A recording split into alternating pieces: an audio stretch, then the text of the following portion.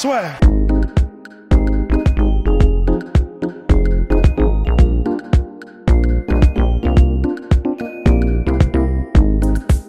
Bonjour à toutes et à tous, bienvenue dans le podcast La Sueur avec Rust. Bonjour Rust. Bonjour Guillaume, comment allez-vous? Ça va superbement bien parce qu'en plus, on a une petite annonce. Hey, les annonces La Sueur, non, mais c'était pour la soirée. Alors là, il y a pas mal de mauvais élèves parce qu'on a clôturé la soirée pour dire que c'était sold out parce que c'était sold out. Et là, pour reprendre notre cher Rust, ils se sont mis à popper comme des topiqueurs et à dire hey, je veux ma place, je veux ma place, je veux ma place. Quand Mais même. ça, mais oui, mais après voilà. Alors, ce qu'il faut savoir, donc là maintenant c'est sold out. Après, je comprends en fait. Psychologiquement, je comprends. C'est toujours Oui. quand il y a plus moyen qu'on a envie de le faire en fait. Ça c'est psychologie 101.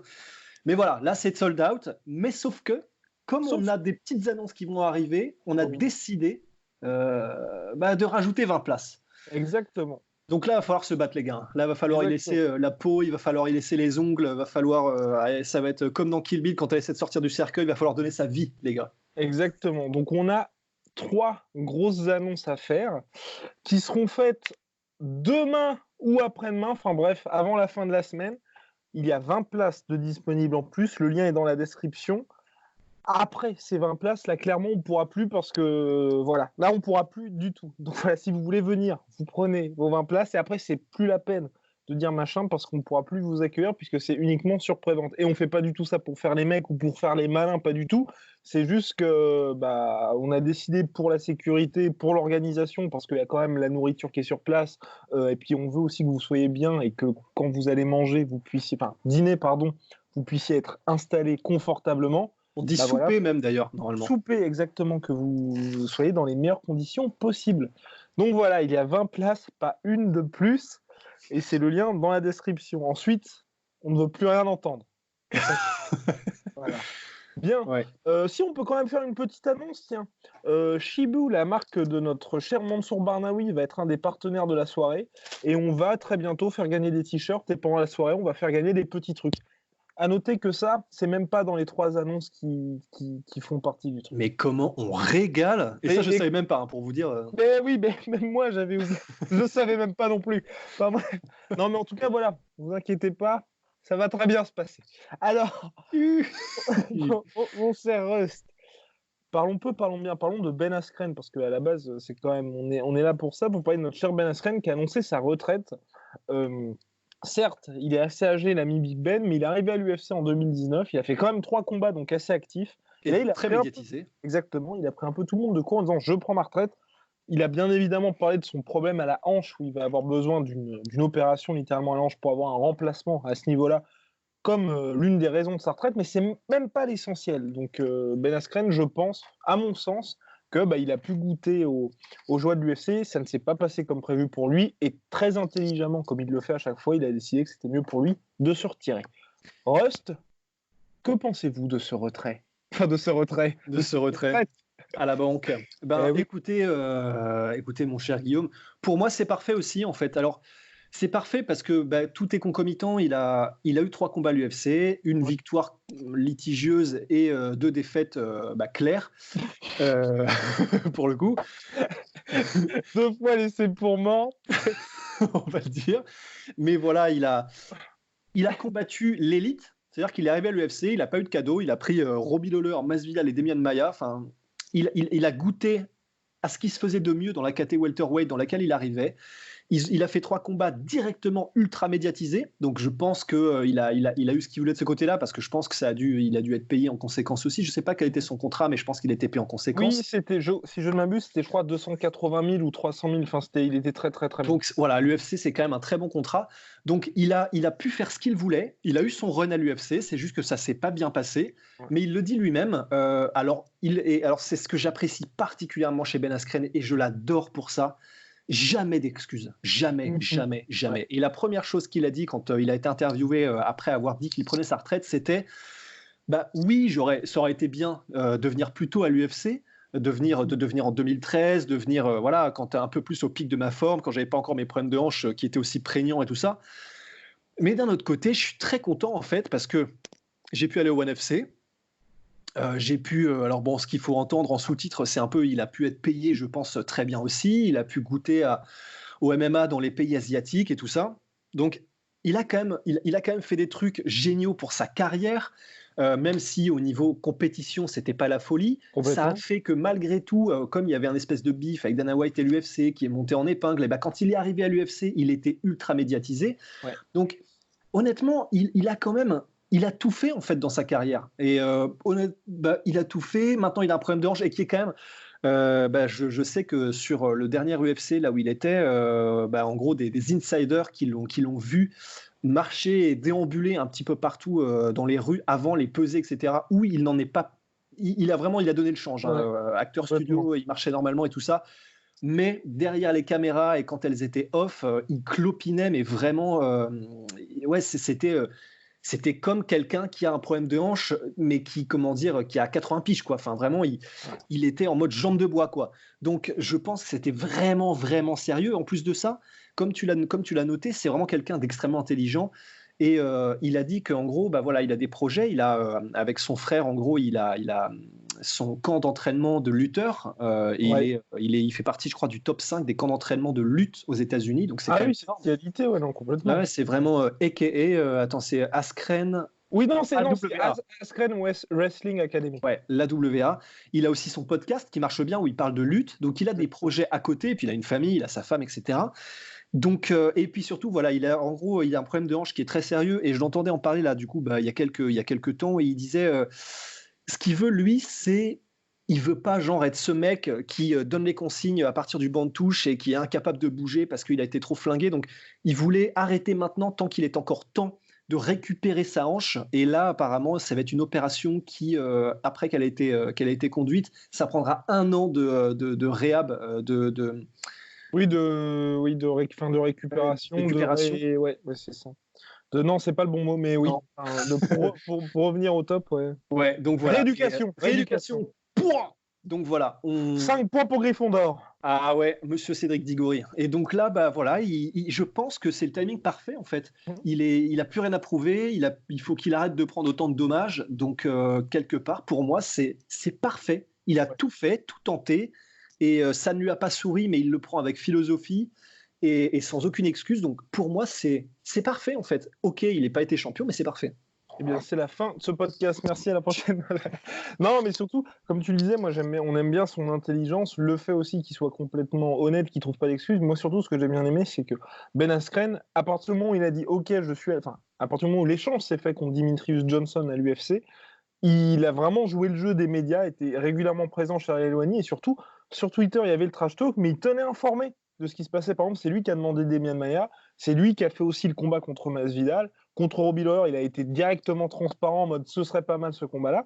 Et il a aussi dit à Ariel Helwani, ce que j'ai beaucoup aimé, c'est mon plan, moi, c'était je bats Robbie Lawler, je bats Masvidal, et ensuite j'ai le title shot contre Kamaru Usman pour finir l'année. Et après ça, j'aurais rendu ma ceinture et j'aurais pris ma retraite parce que il avait déjà pris sa retraite quand il était au ONE FC. Et ce qu'il ne faut pas oublier, c'est qu'en fait, quand l'UFC a fait l'échange, Ben Askren était à la retraite et n'avait plus combattu depuis 2017. Je crois que c'était novembre 2017. Donc, c'est un mec qui avait déjà pas un pied à la retraite, mais il s'était dit, je pense, dans sa tête, je donne tout pour cette année 2019. Et puis, c'est un peu, soit ça passe, soit ça casse. Et là, il avait même dit avant son combat contre Demian Maia, si je perds, puis on en avait parlé d'ailleurs dans le podcast, le mec avait quand même dit, si je perds, je pense que je vais être dans une situation très inconfortable. Donc c'est quand même fort, un mec qui n'ait jamais justement mis une distance entre ses fans, les médias et puis lui-même, parce qu'il a tout le temps été transparent, même face à la pression qui est quand même hyper conséquente.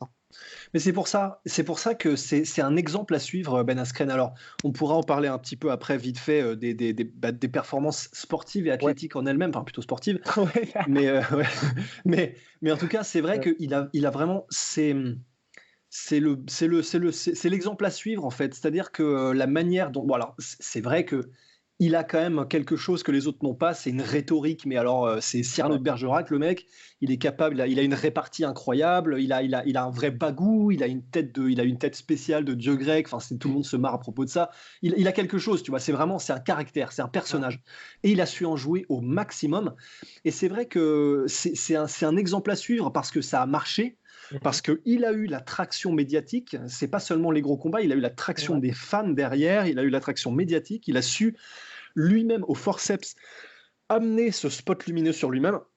Donc, et surtout, en plus, comme c'était un échange avec Demetrius Johnson, on a pu vraiment faire un espèce de contraste direct entre Demetrius Johnson et Ben Askren dans leur rapport Ouais. à l'organisation, et c'était le jour et la nuit, quoi.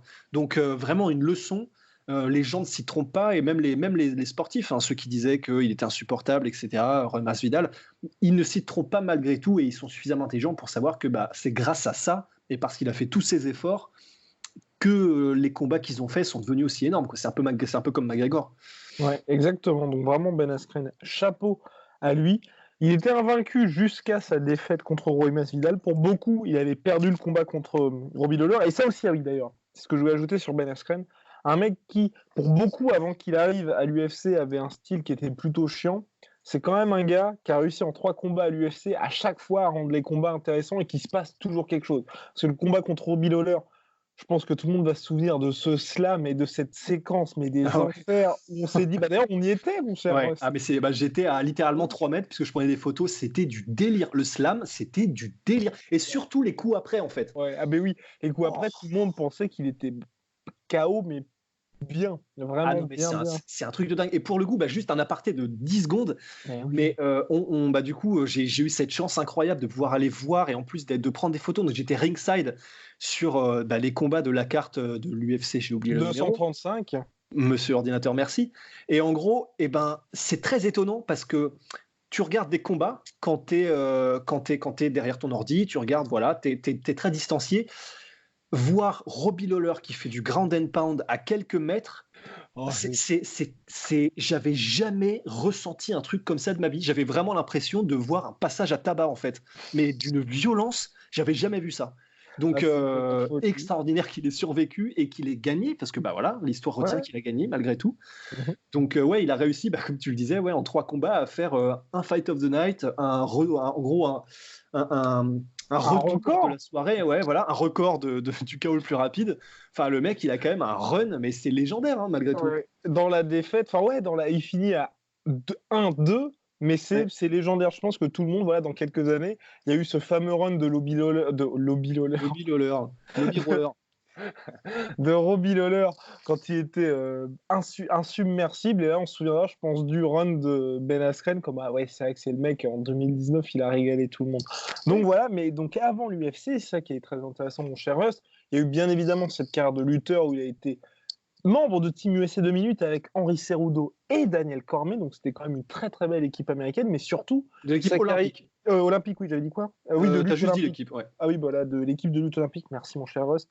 Aux Jeux Olympiques, donc 2008, mais il y a eu aussi ces runs véritablement au Bellator et au NFC où à chaque fois il a pris la ceinture et bien surtout il avait ce statut d'invaincu et il a impressionné tout le monde parce que ça faisait, toute proportion gardée, penser un petit peu à Fedor où tout le monde ne pouvait s'empêcher de dire qu'est-ce que ça donnera à l'UFC. Ouais. Il a il a eu un run d'invaincu, mais c'est pas comme certains runs d'invaincu. Il est tombé très rapidement au Bellator. Il était champion, donc de toute façon le Bellator est une organisation extrêmement sérieuse. Il est tombé contre les Koreshkov, il est tombé contre Carla Moussou, Cocorico, il est tombé contre vraiment des mecs. Douglas Lima, voilà, je cherchais le dernier.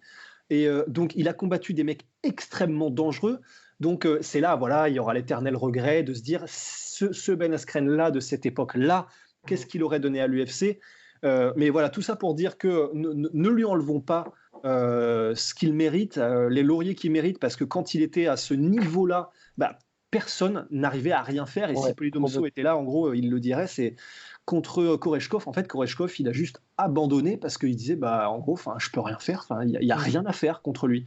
Donc vraiment Ben Askren légende. Donc il avait un style un petit peu chiant alors c'est vrai que pour ceux qui s'y connaissent en lutte et qui s'y connaissent en positionnement, c'était un maestro, c'était incroyable et personne n'arrivait à faire ce qu'il faisait.